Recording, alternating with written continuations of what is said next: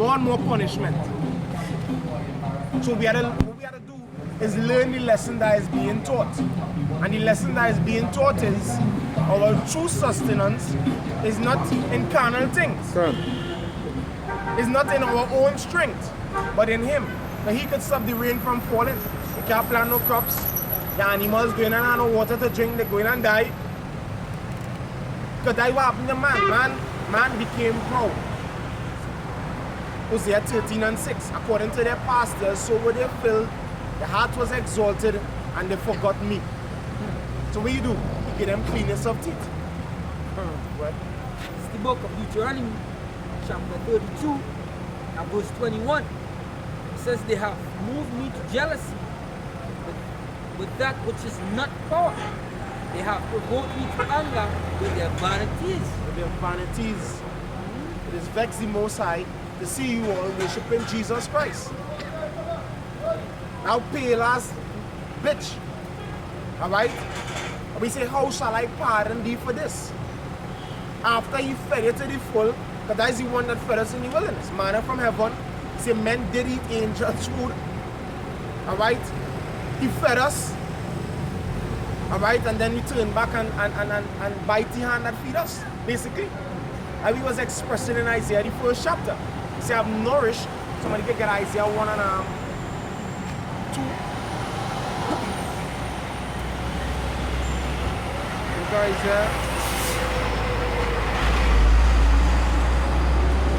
Isaiah chapter 1 and verse 2. And it says, Hear, O heavens, and give ear, O earth, for Yahweh hath spoken. I have nourished and brought up children, and they have rebelled against me. They rebel against Him. A rebellious people. You know, people that are arrogant. You know, the Heavenly Father took care of you. You know, he sent up Moses for a little while to receive some laws, you know, to receive of His words. And then when Moses come back, they done build a calf already. So that shows that they didn't have faith in the Heavenly Father. They just wanted Moses to keep doing what he's doing so that they could fill their greedy bellies. And that is our people today. They have greedy, I scripture say, whose God is their bellies. They don't really, our people don't really believe in the Most High. So what he doing now is he sifting the house. He bringing it down to those that believe in Him, and those that believe in Him going and get saved. You that don't believe, you're going to perish. And you're going to perish by hunger, and you're going to perish by the sword. Ezekiel 4, second to last verse. Ezekiel chapter 4. Ezekiel chapter 4, second to last verse, 16. It says, moreover, verse 16, it says, moreover, He said unto me, Son of man, behold, I will break the staff of bread in Jerusalem, and they shall eat bread by weight and with care, and they shall drink water by measure and with astonishment. So you're going to have a little to eat, and then that little is going to come down to nothing. Read the next verse. Because what's going to happen as well, the little that you have, your neighbor next door going to have a little more than you. Famine is going to come. That's right. As pertaining to 2 Ezra 15, and they're going to be invading one another. All your groceries going to be swept clean, empty. Parlors, food stores, restaurants. Alright? They're going to reach the point where they're going to eat their children. Then they're going to ultimately eat their own flesh. That's fair. Go ahead. It's Deuteronomy 28 and 56. The tender and delicate woman among you, which would not adventure to set her soul or foot upon the ground for delicateness and tenderness, her eye shall be evil toward her husband and her bosom, and toward her son and toward her daughter, and toward her young one that cometh out from between her feet. And that is what's happening now. We've seen that already. So we know it's in our much more years for that which has been prophesied to happen. A lot of the things that were spoken of in Deuteronomy 28 is prophecy. Moses was a prophet. Alright?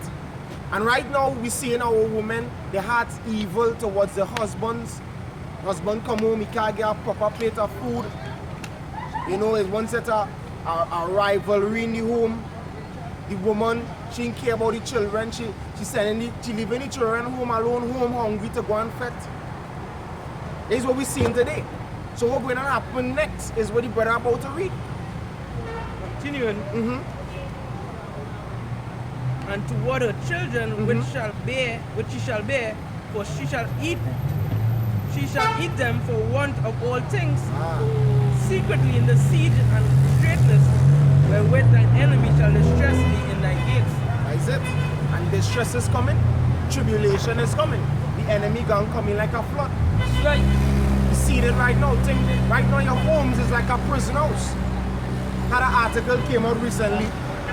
Well, yesterday, matter of fact, on the so-called Mother's Day, the Queen of Heaven worship, where this woman made an article on her that she wasn't able to feed her children on Mother's Day. So cupboards being emptied right now. The Stafford bread being broken. So soon and very soon, these children that she can't feed going and become the food. It's prophesied. Next verse. It says in Isaiah chapter 4, alright, and verse 6, Ezekiel chapter 4 and verse 17, it says that they may want bread and water and be astonished one with another and consume away for the iniquity. Consume away for the iniquity. As pertaining to Lamentation 4:9, they're going to pine away, stricken for want of the fruits of the field. They're going to go through starvation. All them vagrants are out on the streets, they're getting out of trash cans, lying on the ground, half dead. That is some of your future. You who have neglected this word, you're going to end up in such pitiful case. The Most High will not provide for you. And while all this going on, the good thing is the Heavenly Father's servants, the ones that are mocked and scoffed at, the ones that was satisfied with the goodness of His temple, who took that daily bread cheerfully, you know, and refused the vanity and lies of this world, they are going to be eating and drinking. In Lamentation 4 and verse 9, they that be slain with the sword are better than they that be slain with hunger. For these pine away, stricken through for want of the fruits of the field. The hands of the pitiful woman have sudden their own children. Their own children. So that is a lamentation. Jeremiah here basically reiterating what Moses already said. So there's a second prophet coming and saying no. Then we read from Ezekiel and he said it as well. They're going and go through famine and then they're going to eat their children. We ain't making that up. And the way things popping off today, prophecies unfold, and we know that that's going to happen. If it ain't already happening behind closed doors. Like in Venezuela, in Haiti. Certain places with poverty is at a climax.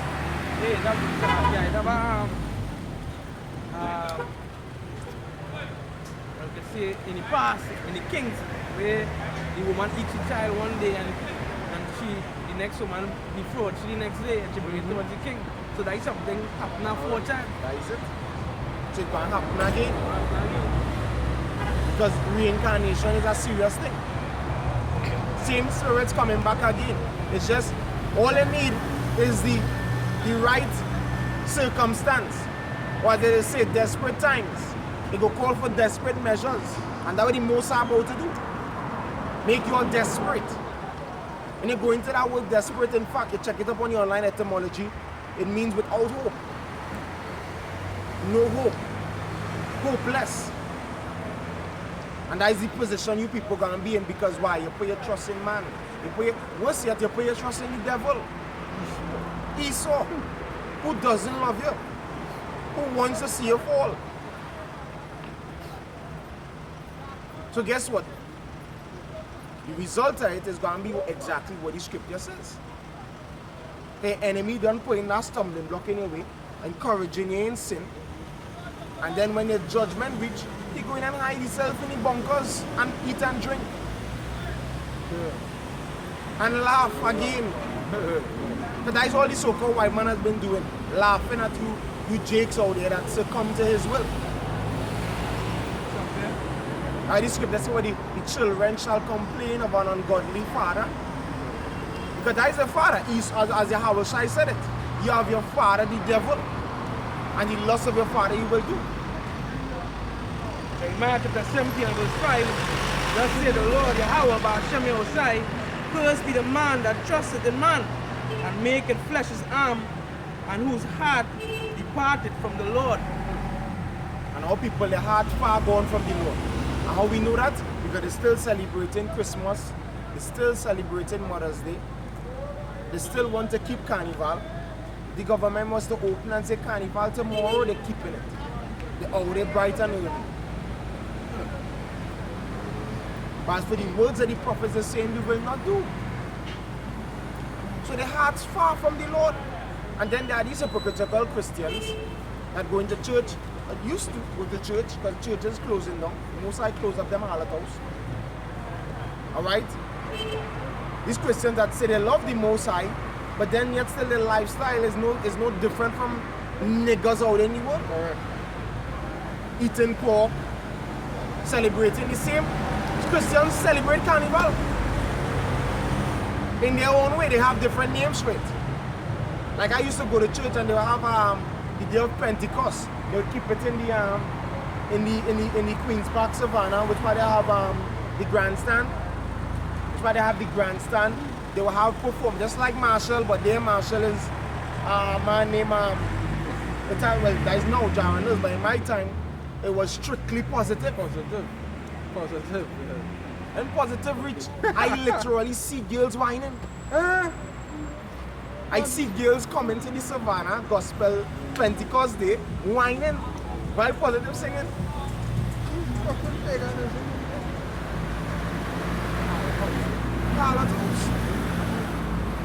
And then they'll say stand by thyself or we are holier than thou. They would tell us that we are ungodly men. They are the worst thing to say about us. We's devils, we in a cult, which I don't even know the meaning of the word cult. Yeah, hearing in the ears. Yeah. We in a gang. We are full of hate.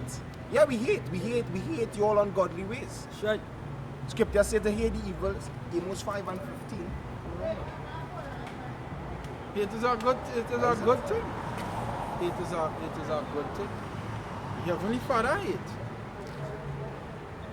It is a good thing, but you don't know who you are addressing hate to. You don't address hate to righteousness or righteous people. You address hate to evil. This world addresses hate to the right thing because we opposite to that, they hate us. It says in the book of Amos, chapter 5 and verse 15, it says, hate the evil and love the good, and establish judgment in the gate. It may be that the Lord Yahweh by Hashem Yahweh power of hosts will be gracious unto the remnant of Joseph. And that is what we're doing. We establishing judgment in the gate. We out here in the opening. Our people pass up and down. They see us. If they come up and they're off, we reprove them. They believe in some sort of mad doctrine, we correct them. But that's what the scriptures here for. The Bible is not to open on your dashboard and to read a psalm a day and just close it back and live anyhow.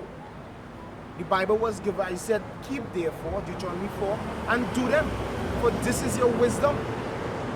And when it is you start getting to the Bible, you understand that what these people doing in these churches is evil. So you had to hate them. You had to be against them. So we say we are set for a defense of the gospel. Because in church what they're teaching as well is that anybody could be saved. We don't teach on this forum. Salvation is for the Israelites. We are not Gentiles. We are the Israel. We are the people of the book. That's right. In church they ain't telling you that. In church they're drawing you further and further away. Ezekiel 13 and 5. They have not gone up into the gaps. neither have they made up the hedge. But they have seen for the false burdens, Jeremiah. You know, and causes of banishment. Things for the Most High to drive you further and further away. But good thing the scripture talk about, he will have mercy on the what? The remnant. What's a remnant? A remnant is a small remainder. A small remainder, the remaining. And that's us. That's why we're here with no 1,000 men. The Most High don't desire the multitude. The Most High don't desire your stadium churches packed with unprofitable children. That is what they are. Fuel for the fire.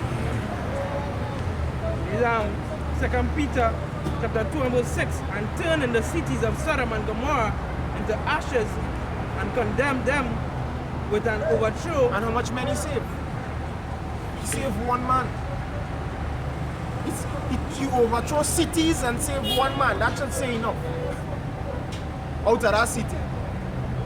The Most High don't care about your multitude. That's why he say, follow not a multitude, Exodus 23 and verse 2. Follow not a multitude to do evil. Go ahead. Continuing, making them an example unto those that after should live ungodly.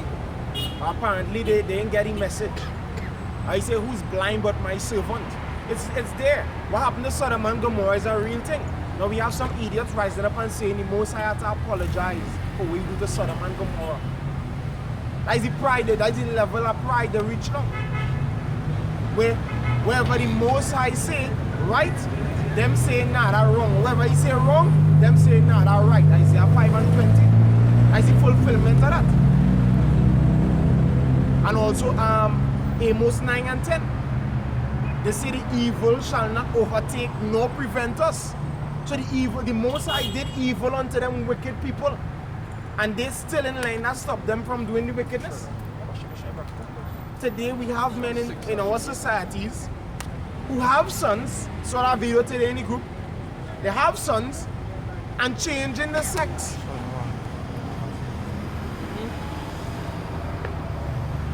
So these sons now growing up with a transgender father, abomination as they supposed to be the leader, the role model, the guide. So where you think them going and turn out to? That's why they have to be wiped out. That's why this place have to go. This place ain't fit for humanity.